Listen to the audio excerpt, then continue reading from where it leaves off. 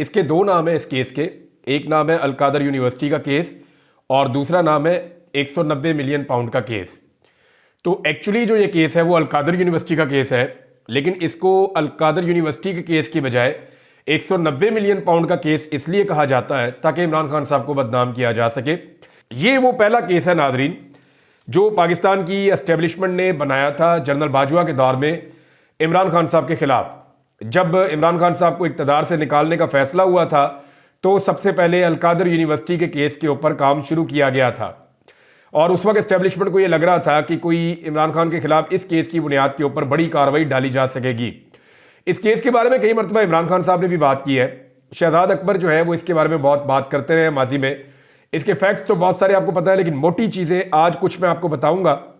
क्योंकि जब एस्टेब्लिशमेंट ने इमरान खान के खिलाफ फैसला कर लिया तो उन्होंने सहाफ़ियों से रब्ते किए, बहुत सारे लोगों को कहा जनाब के ये हुकूमत अब जाने वाली है तो आप ज़रा इनकी कारकर्दगी का जायज़ा लेना शुरू करें।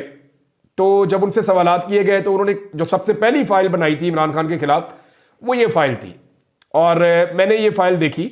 यानी बतौर एक सहाफ़ी मुझे जब पता चला कि जनाब एक फ़ाइल अब गर्दिश कर रही है तो मैं फ़ाइल तक पहुंचा, बल्कि मुझे पहुंचाया गया। और जब मैंने जाके ये फ़ाइल देखी तो मैंने चंद सवालात किए और पहले ही दिन उन सवालात के नतीजे में वो ऑफिसर्स बेचारे चुप रह गए, उनके पास जवाब ही कोई नहीं था। तो मुझे और बहुत सारे और सहाफ़ियों को ये इन्फॉर्मेशन दी गई, जैसे कि अभी भी इन्फॉर्मेशन आती है मेरे पास, तो आज दिन तक आती है इन्फॉर्मेशन और मैं उसको वेरीफाई करता हूँ, चेक करता हूँ, तो जो ठीक लगती है उसके ऊपर हम बात करते हैं। बाद औक़ात गलत इन्फॉर्मेशन आती है जैसे कि ये इन्फॉर्मेशन थी। जब इस केस को मैंने पढ़ा तो पढ़ने के बाद मैंने 4 सवालात पूछे थे उस वक्त जो ऑफिसर था उससे। मैंने कहा जी आपने इसको पढ़ा है? उसने कहा जी बिल्कुल मैंने इसको पढ़ा है। मैंने कहा जी मेरे 4 सवाल है कि इसमें सबसे पहले मुझे ये बताएं कि इमरान खान को मिला क्या? तो इसका उनके पास कोई जवाब नहीं था। दूसरा मैंने पूछा कि ये पैसा इस वक्त कहां पर है? तो उन्होंने कहा जी सुप्रीम कोर्ट के अकाउंट में है। तीसरा मैंने उनसे पूछा कि क्या बुशरा बीबी या इमरान खान के दस्तखतों से या उनके अकाउंट्स में कोई पैसा आया, कोई ट्रांजैक्शन हुई उनके पास? तो इसका भी उनके पास कोई जवाब नहीं था। उन्होंने कहा जी ऐसा कुछ नहीं हुआ। एक सवाल मैंने और किया था, तो मैंने उनसे 4 सवालात पूछे, तो उन चारों सवालों के उनके पास जवाब नहीं थे। तो जब मैंने इमरान खान साहब को इसको पढ़ने के बाद केस को सवालनामा भिजवाने के लिए रब्ता किया तो उन्होंने कहा जी आ जाए, आके पूछ लें आपने जो पूछना है। तो तब इमरान खान साहब ने इस केस के बारे में मुझे कुछ चीज़ें बताई थी और उन्होंने पाकिस्तान के बहुत सारे और लोगों को, मीडिया को भी उन्होंने ओपनली बताया कि एक्चुअली ये केस था क्या। एक्चुअली इस 2 चीज़ों को जोड़ा जाता है। एक, इमरान खान साहब ने बनाई एक यूनिवर्सिटी अलकादर यूनिवर्सिटी जहां पे बच्चे तालीम हासिल कर रहे हैं, और दूसरा केस है कि मलिक रियाज का एक पैसा पड़ा हुआ था बरतानिया में, वो पैसा पाकिस्तान वापस आया। तो इन दोनों केसों को जोड़ा जाता है। क्या इन्हें जोड़ा जा सकता है या नहीं, तो जरा टाइमलाइन को आपको देखना पड़ेगा। बकौल इमरान खान साहब के, ये इमरान खान साहब ने सीरत नबी पर रिसर्च के लिए एक अलकादर यूनिवर्सिटी बनाने का फैसला किया जहां पे जदीद उलूम भी पढ़ाए जाएंगे। ये यूनिवर्सिटी इस वक्त बनी हुई है और यहां पे जो है वो बच्चे तालीम हासिल कर रहे हैं। इस यूनिवर्सिटी के लिए मलिक रियाज ने जो है वो स्पॉन्सर किया, उन्होंने ज़मीन वगैरह भी दी। बहुत सारे और इन्वेस्टर्स हैं जिन्होंने उसके अंदर इन्वेस्ट किया। बहुत सारे लोगों ने उसके अंदर जो है वो चंदा दिया, जो लोग देते हैं चैरिटीज वगैरह। तो वो जब पैसा इकट्ठा हुआ तो फिर उसका इफ्तिताह हुआ। अच्छा, ये जो ज़मीन दी गई ना, मलिक रियाज ने ज़मीन दी थी, ये 2018 में दी थी।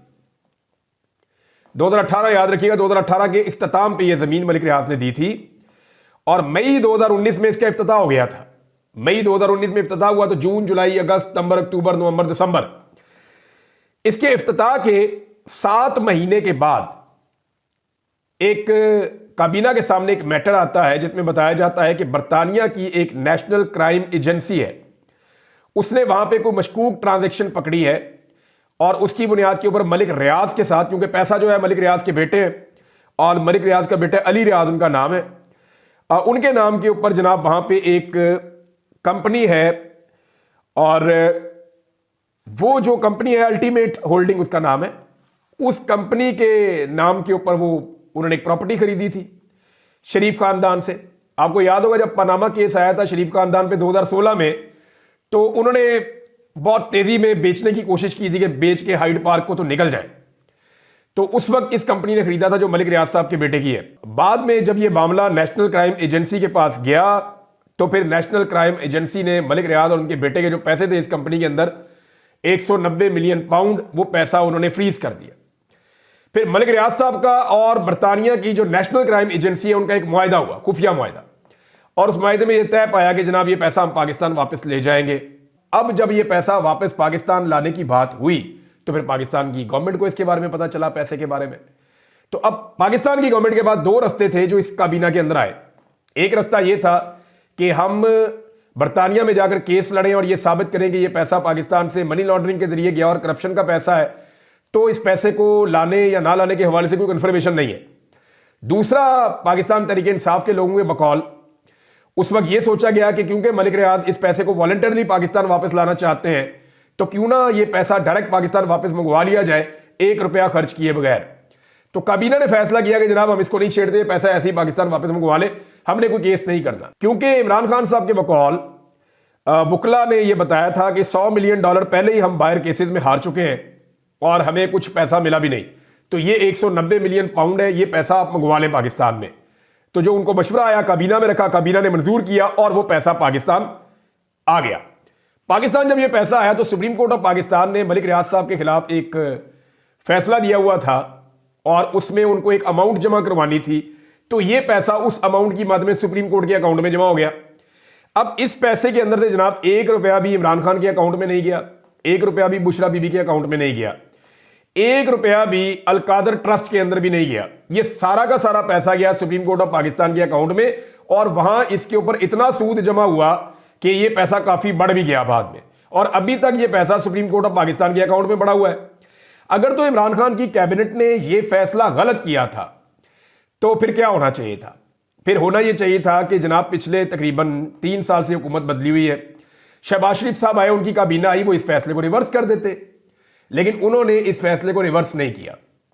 इसकी वजह तो मलिक रियाज ही बता सकते हैं आपको, क्योंकि मलिक रियाज के ऊपर बहुत दबाव डाला गया। मलिक रियाज के ऊपर इतना दबाव डाला गया कि उनके कारोबार को तबाह किया गया, उनके दफातर के ऊपर छापे मारे गए। मलिक रियाज ने पहले भी बड़े चैरिटी के काम किए, इदारों के साथ मिलकर किए हैं, सियासतदानों के साथ मिलकर किए हैं, ये भी उन्हीं कामों की तरह का एक काम है। लेकिन मलिक रियाज को इसके अंदर जो है वो बहुत ज्यादा सख्ती का सामना करना पड़ा। उन्हें कहा गया इमरान खान के खिलाफ बादाम आप गवाह बन जाओ, आपको कुछ नहीं होगा, आपका कारोबार भी चलेगा, आपका सारा काम चलेगा और काम भी देंगे। लेकिन ये मामले पे हैरत अंगेज तौर पे मलिक रियाज डट गए। उन्होंने कहा जी मैं इस पे कोई गवाही नहीं दूंगा, मैं झूठ नहीं बोलता। तो मलिक रियाज को उसकी कीमत चुकानी पड़ी, भारी कीमत उन्होंने चुकाई। लेकिन ये मलिक रियाज की, मैं वैसे नाकद हूं उनका, लेकिन इस मामले में मैं उसकी तारीफ करता हूं कि यहां पे मलिक रियाज ने डट कर यह कहा कि जी मैं झूठ नहीं बोलता, अब मैंने एक नेकी की है, मैं अपनी नेकी अपने गले डाल लूं।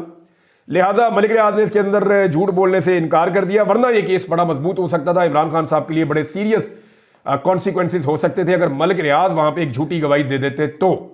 बहरहाल मलिक रियाज ने गवाही दी नहीं, इमरान खान साहब के खिलाफ साबित कुछ हुआ नहीं, ना उनके कुछ अकाउंट में गया। दूसरा, ये जो ट्रस्ट है अलकादर यूनिवर्सिटी का, इसमें तो बाकायदा लिखा हुआ है किसी ट्रस्टी को 1 रुपया नहीं मिलेगा, ना आने जाने का खर्चा मिलेगा, ना उसको तनख्वाह वनख्वाह मिलेगी, कुछ भी नहीं मिलेगा, ना जमीन के अंदर कोई हिस्सा होगा। तो ये तो यूनिवर्सिटी जनाब बच्चों की है। अब हो ये रहा है कि मीडिया ये साबित करना चाह रहा है कि यहां पे कोई इमरान खान साहब ने करप्शन की है, जिसके नतीजे में जनाब ये केस हुआ है और इस केस के नतीजे में इमरान खान साहब को सजा हुई है। क्योंकि ये सजा तो सुनाने का फैसला, सजा से पहले सजा तो सुना दी है, यानी जज को भी नहीं पता था कि मैंने ये केस का फैसला कब सुनाना है। लेकिन जो एस्टेब्लिशमेंट के करीब सहाफी या सियासतदान है उनको पता था कि फैसला कब सुनाना है। यानी पहले ये फैसला दिसंबर में सुनाना था 23 तारीख को, तो जो एस्टेब्लिशमेंट के लोग हैं उन्होंने कहा जी नहीं अभी नहीं आएगा। तो जज को नहीं पता था, एस्टेब्लिशमेंट के लोगों को पता था, फिर फैसला नहीं आया। फिर ये फैसला जनवरी में आना था 6 तारीख को, फिर नहीं आया। लेकिन जज साहब को और उनके अमले को बाद में पता चला, एस्टेब्लिशमेंट के करीबी सहाफियों को पहले पता चल गया। अब पाकिस्तान का मीडिया जो है उसकी ड्यूटी यह है कि साबित करो या प्रोपेगेंडा करो किसी तरह भी कि जनाब जैसे नवाज शरीफ के खिलाफ फैसला आया था वैसे ही इमरान खान के खिलाफ फैसला आ गया। अगर इमरान खान के साथ ज्यादती हो रही है तो फिर नवाज शरीफ के साथ भी ज्यादती हो रही थी। अगर ये अलकादर यूनिवर्सिटी है तो वहां पे नवाज शरीफ का जो लंदन का अपार्टमेंट है या वो जो बहुत बड़ा महल है हाइड पार्क का, वो भी ऐसा ही केस है। तो जनाब मैं कुछ चीजें आपके सामने रख देता हूं इस हवाले से, इससे पहले कि मीडिया प्रोपेगेंडा करे। ये मैं आपके सामने रखने वाला हूं कि नवाज शरीफ का जो अमल था और इमरान खान का जो अमल है उसमें फर्क क्या है। नवाज शरीफ ने जाती जागीर, जाती प्रॉपर्टी बनाई, इमरान खान साहब ने यूनिवर्सिटी बनाई, यानी दोनों केसों में फर्क है। वो नवाज शरीफ के बच्चों के नाम पे है, ये इमरान खान साहब ने कौम के बच्चों के नाम पर किया है। वहां पे आज भी महल्लाती साजिशें होती हैं, लंदन प्लान होता है, इस तरह की चीजें होती हैं। और यहां पे अलकादर यूनिवर्सिटी में सीरतुन नबी पढ़ाई जाती है। वहां सिर्फ मखसूस किस्म की एलीट दाखिल हो सकती है शरीफ खानदान को मिलने के लिए, और यहां जो है वो गरीबों के बच्चे जाकर पढ़ते हैं। ये जो है नस्ल दर नस्ल शरीफ खानदान के पास रहेगी और ये प्रॉपर्टी इनके बच्चों को जाएगी। जबकि अलकादर यूनिवर्सिटी की जो प्रॉपर्टी है उसकी मलकियत अब एक ट्रस्ट के पास है, जो हमेशा ऐसे ही रहेगी और ये हमेशा कौम के बच्चों के पास जाएगी।